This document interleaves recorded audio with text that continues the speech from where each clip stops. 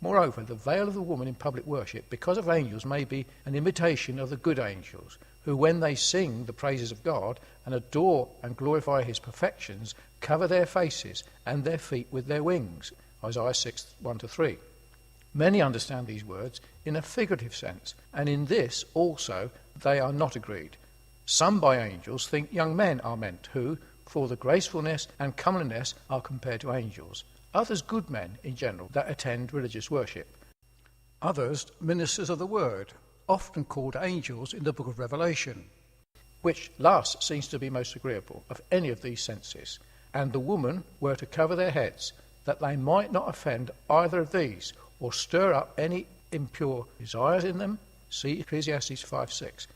But as these words follow the account given of the creation of the woman from the man, and for her sake, this may have no reference to her conduct in public worship, but to the power she had of using her covering, or taking it off, or putting it on at the time of her espousals to a man, which was sometimes done by proxy or messengers, whom the Jews call angels.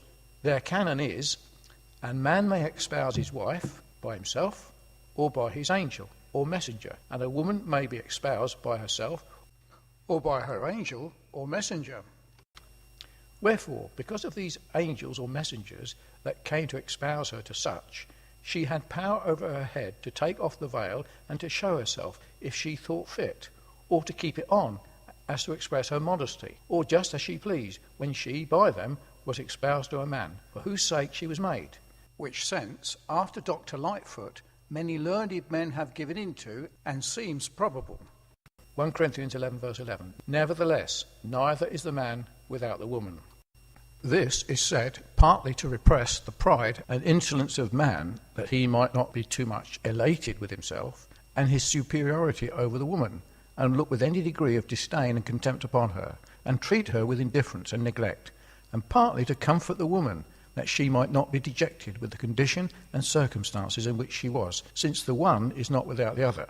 Nor can they be so truly comfortable and happy as not the man without the woman, who was made for an helpmeet for him. So neither the woman without the man in the Lord. The phrase in the Lord is added to show that it is the will of God, and according to his ordination and appointment, that the one should not be without the other. Or it may be designed that lawful conjunction and copulation of one man and one woman together according to the will of the Lord, which distinguishes it from other impure mixtures and copulations. The Arabic version reads it, in the religion of the Lord, and the sense is that the one is not without the other in religious worship and in the enjoyment of religious privileges, that though the woman may not pray publicly and expound the scriptures, yet she may join in prayer and hear the word preached, sing the praises of God, and enjoy all ordinances. For in Christ no distinction of sex is regarded. Men and women are all one in him, and equally regenerated, justified and pardoned, and will be glorified together.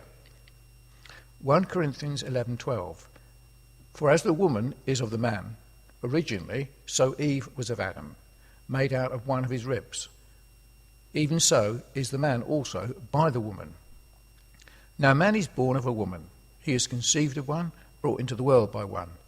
This is the way in which mankind is propagated, the species preserved, continued, and increased, and therefore there is no reason why the woman should be despised, or the man should be lifted up with himself above her, since they are so dependent upon and so useful to each other. But all things are of God.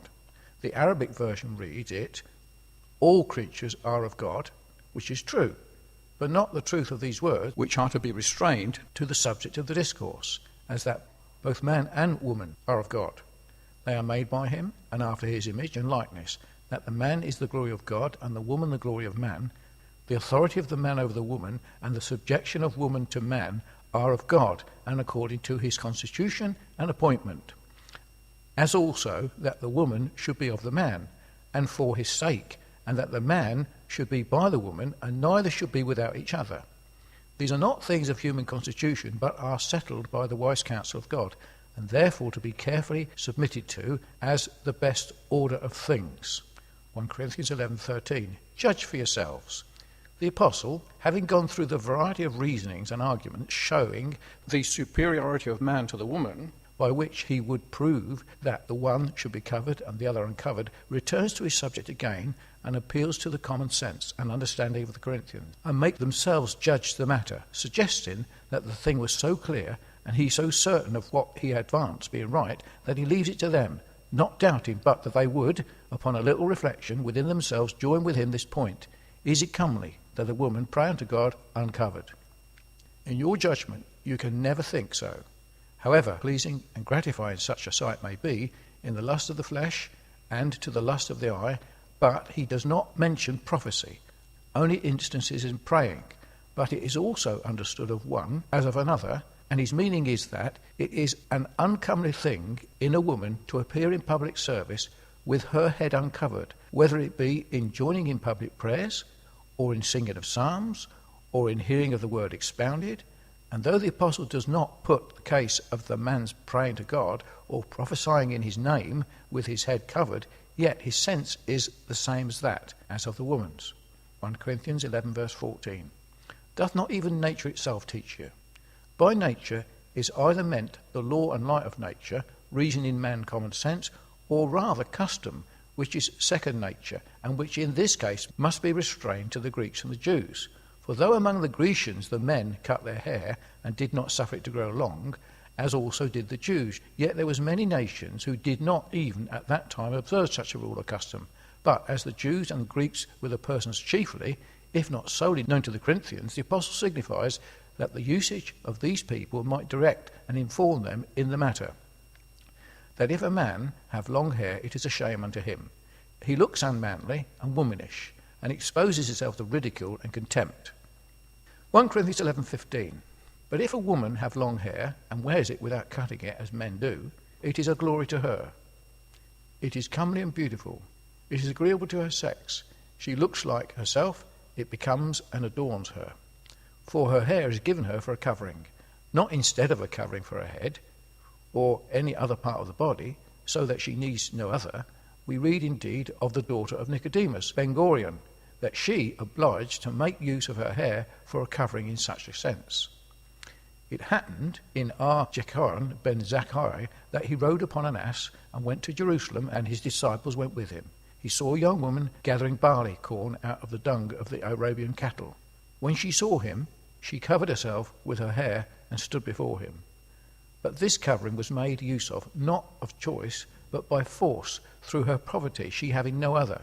This was not the custom of the nation, nor was the hair given to her for the covering in that sense, nor used by them as such, unless by Eve before the fall, but is rather an indication that they want another covering for their head, it not being so decent that their long hair should be seen.